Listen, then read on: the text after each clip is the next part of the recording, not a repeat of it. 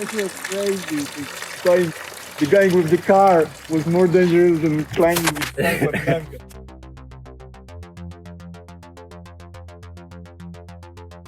You just got the National Geographic Adventure of the Year distinction. How do you feel about that?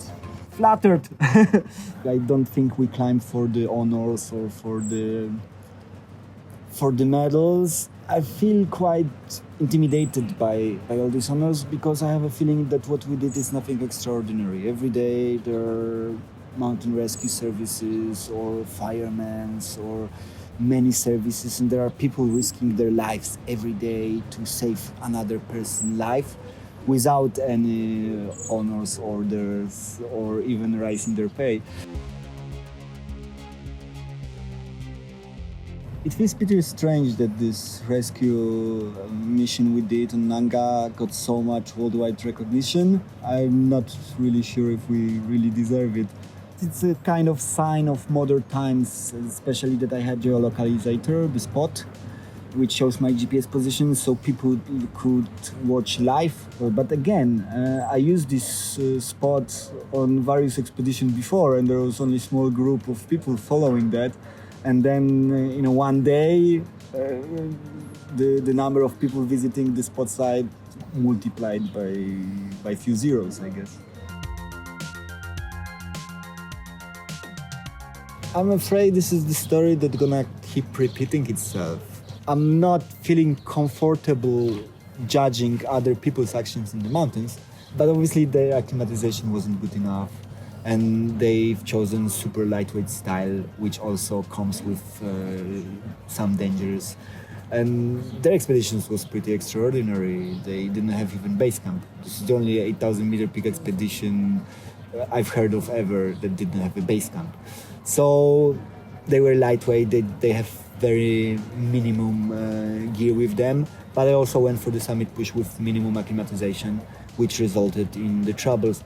Obviously, what this rescue and the story of Nanga shows us is that in Pakistan, organizing a rescue is a very serious task. It's difficult, and there are no ready solutions for that purpose.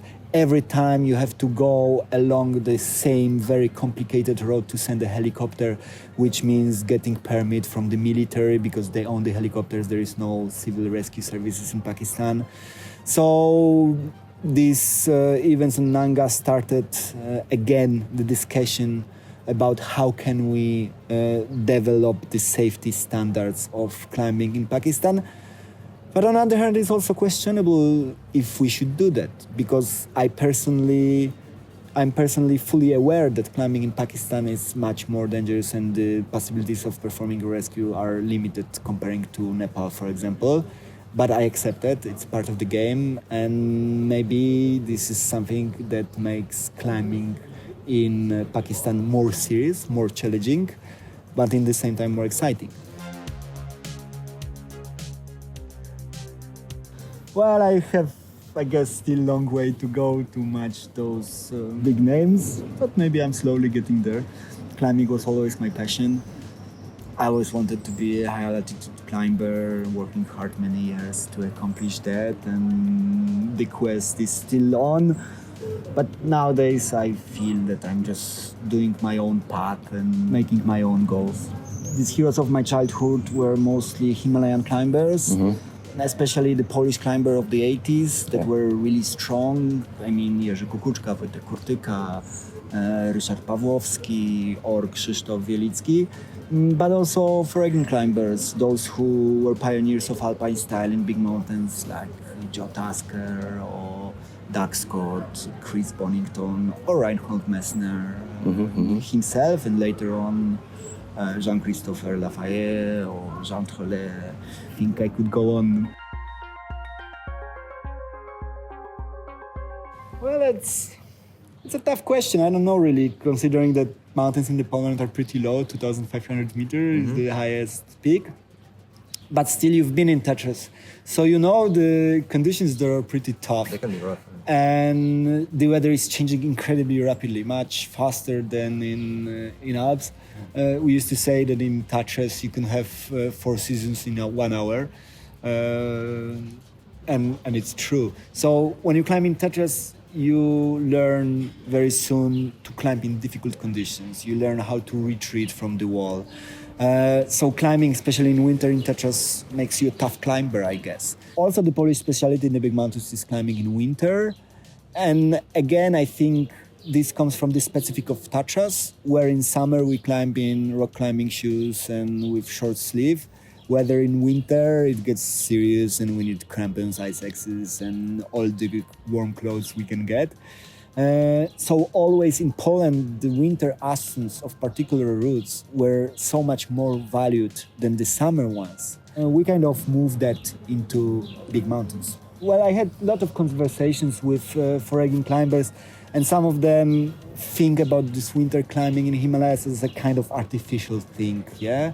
And I completely understand the point of view, but from a Polish point of view, it completely makes sense. I think it makes less sense for here, Alps, where anyway, summer or winter, you have snow and ice on the climb.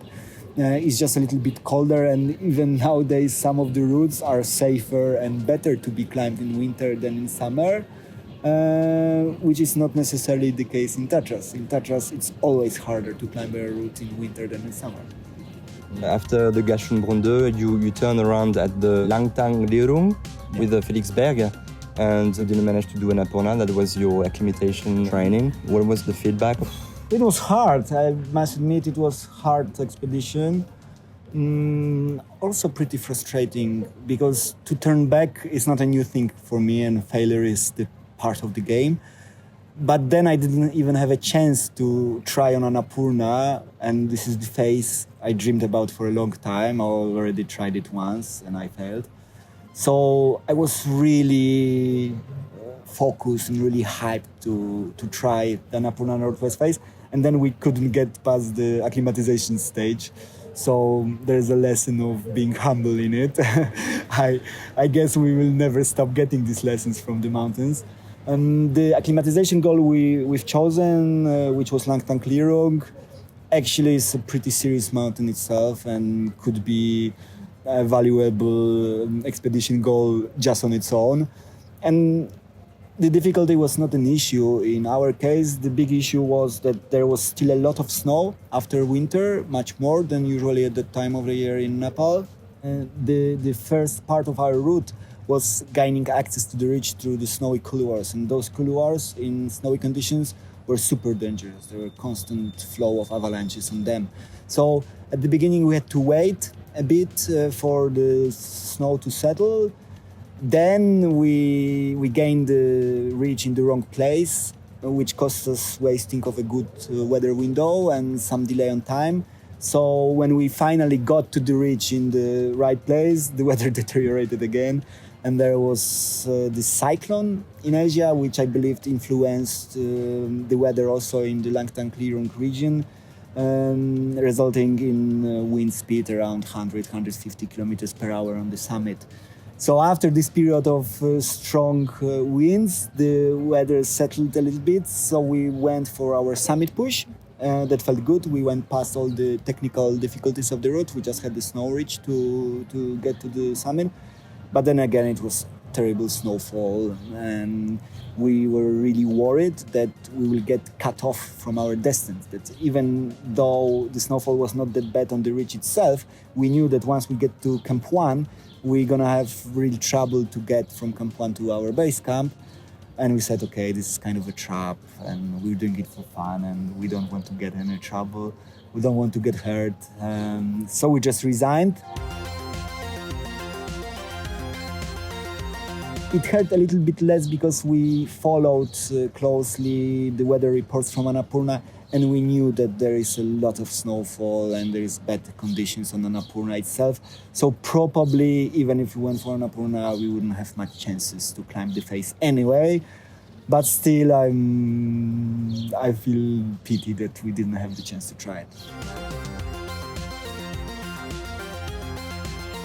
Yeah, being a young kid, I dreamed about 8,000-meter peaks. But when I finally got there, I realized that these 8,000-meter peaks are no longer the mountains I dreamed about, especially those popular ones are just incredibly crowded with a lot of fixed ropes. and they are as far as from what I understand by saying alpinist as one can get. So after my first expedition on 8,000-meter peak in the summer on normal route, which was K2, I said never again, because this is not what I want to do in the mountains. And after my two Annapurna's expeditions, on both of them I wanted to climb pure alpine style, so it meant I had to get acclimatization elsewhere. And for that purpose we climbed first Tilicha Peak, and then on the second expedition we tried to climb Langtang-Lirung. And my impression was that actually the 7,000-meter peaks are much closer to the true alpine climbing, to true mountaineering, than climbing the 8,000-meter peaks. And there are more serious challenge, because from the very beginning you have to find a place for a base camp. And then you have to find a way and place to establish camps. And there is no one else on the mountain working on. What modern times proved in the Himalayas is that if you put enough manpower on any mountain, you can conquer the impossible, because you have these Sherpa teams of 10, 15 skilled climbers who can put 2,000 meters of ropes in one day. And once you put the ropes from the bottom to the summit, it's only a matter of good weather window and having enough oxygen, and you can climb any mountain. But is going on a fixed ropes climbing still? I don't think so. Well, we all know that on the high altitude you have less oxygen. If you get teleported to 8,000 meters, you would live for like few minutes and then you die. So obviously to climb big mountains, you need to get acclimatization. Normally you acclimatize on the mountain you climb, if you climb traditional style. But if you want to go alpine style, that's the different story. And to climb in alpine style, you need to get the acclimatization elsewhere. One of the solutions is the idea to go South America, where you can get acclimatization, especially for winter climbing in the big mountains. On the southern hemisphere, in the same time as summer. So quite easily you can get as high as almost 7,000 meters, which gives you acclimatization good enough to go for 8,000 meter peak. Another idea to climb alpine style big mountains is to get acclimatization on another lower peak. There is always in the back of my head this winter K2 project, and another big dream of mine is to open a new route on 8,000 meter peak alpine style. I think I would like to go back to Annapurna. It's still there waiting for me. And this I tried a few times already and I keep failing, but I'm not gonna give up and I want to try it again. The plan is to get strong team that has real chances to get to the summit.